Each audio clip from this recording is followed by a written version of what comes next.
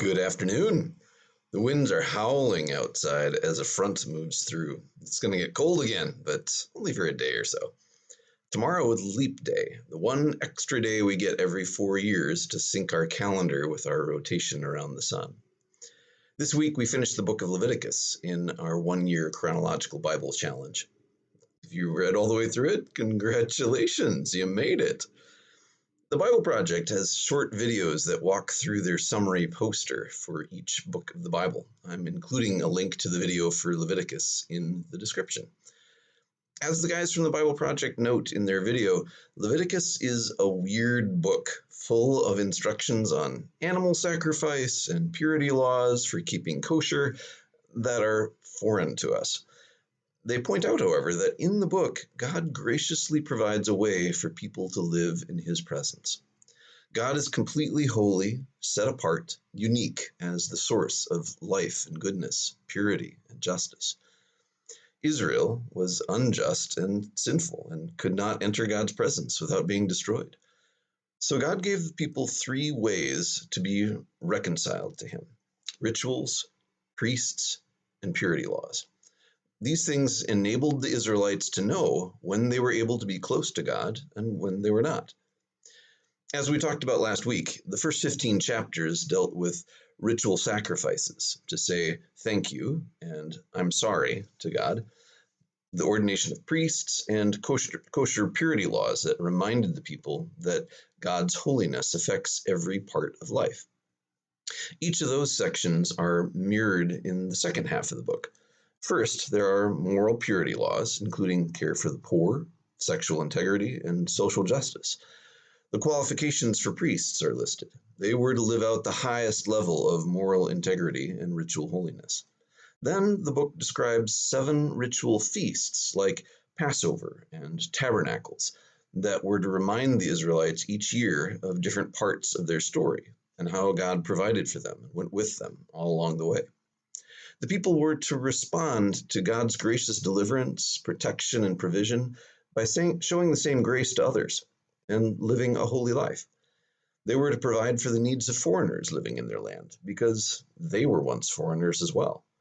They were instructed not to glean to the edges of their fields, but to leave some for the poor and needy.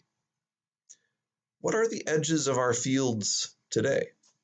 How can we leave some of the extra of the bounty we have received from God for the needs of others? Who are the foreigners, the needy, and the most at-risk people around us that we often do not notice? God also instructed the Israelites to uphold justice by not speaking falsely, taking bribes, or showing preference to either the rich or the poor. Every 7th year was to be a year of Sabbath for the land. They were not to work the fields, but eat only what the land provided for itself, by itself. God promised that he would give them a harvest in the 6th year that was enough for 3 years, so that they would not go hungry. One of the festivals that they were to celebrate every 50 years was the Year of Jubilee. In that year, all land reverted back to the original owners. Debts were canceled, slaves were set free, and the land was given a year of rest. In the New Testament, we see that Jesus is our Jubilee. He cancels our debt of sin.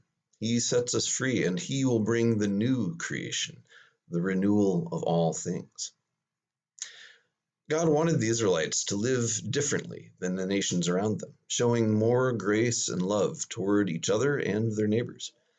They were to live lives that pointed others to God.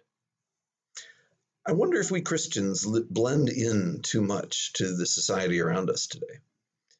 I'm not saying that we need to become Amish. We don't have to live like it's the 1800s or dress in funny clothes. But we should live our lives in such a way that it makes people ask questions, to which the only answer is Jesus. God calls us to live with integrity. The priests were called to an even higher level of integrity and moral behavior. They were to show strong and upright character in all they did. I don't think I would have done well as a Levitical priest. So much of their job involved butchering animals, and I've always been a little squeamish about blood. I never liked doing dissection in biology class. When I was a chaplain in a hospital during seminary, I had the chance to watch a laparoscopic surgery. But I started getting lightheaded and had to leave the room when more bleeding started happening, and they decided to switch to traditional surgery. There's lots of old gospel hymns that focus on the blood of Jesus. There's power in the blood. Are you washed in the blood? There is a fountain filled with blood drawn from Emmanuel's veins. What can wash away my sin? Nothing but the blood of Jesus. It can sound a little grotesque. How can blood make you clean? If you get blood on your clothes from a nosebleed, you have to wash it out right away. Blood stains are hard to get rid of. Maybe that's part of the point. Leviticus says that the life of an animal is in its blood. You cannot survive without blood flowing through your veins. When the people offered sacrifice, the animal died instead of them. Its blood atoned for or covered their sin. It was an exchange of life for life. That's what Jesus did for us. He gave his life for ours. Though he was sinless, he took our sin upon himself. He died so that we don't have to. His blood takes away our sin. His blood makes us clean, pure, set apart, able to stand in God's holy presence. At the center of the book of Leviticus is the Day of Atonement, the one day where the high priest, and only the high priest, would go into the innermost holy of holies in the center of the tabernacle. It was where the Ark of the Covenant was, that had inside it the stone tablets with the Ten Commandments, Aaron's staff that had budded to show that he was the true high priest, and a jar of manna to remind the people of how God had provided for them all the years as they wandered in the wilderness. On that one day, the priest would go in to offer a sacrifice on behalf of the whole tribe, the whole community of Israel, for any sin that they had committed unintentionally. Interestingly, and that part of the Holy of Holies was concealed by a huge ornate curtain with cherubim on it, just like the cherubim that guarded the way to the Garden of Eden. Interestingly, at Jesus' death, that curtain in the temple protecting the Holy of Holies was torn in two from top to bottom. Only God could have done that. Jesus opened a way for us to the Father through the curtain of his flesh, his body. Jesus makes us one with God, reconciled to him. At the end of Leviticus, the people were called to faithfulness to God's covenant with them.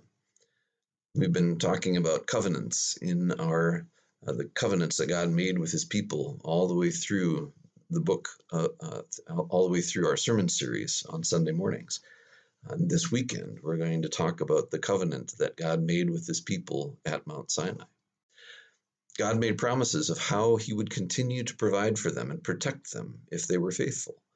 God also promised that if they turned away from him, they would suffer the consequences of their rebellion and idolatry. Their crops would fail. They would be harassed by their enemies and carried into exile. Then the land would finally experience the Sabbath rest they would not give it. But even when they were in exile, God would not forget them. He would turn their hearts back toward him.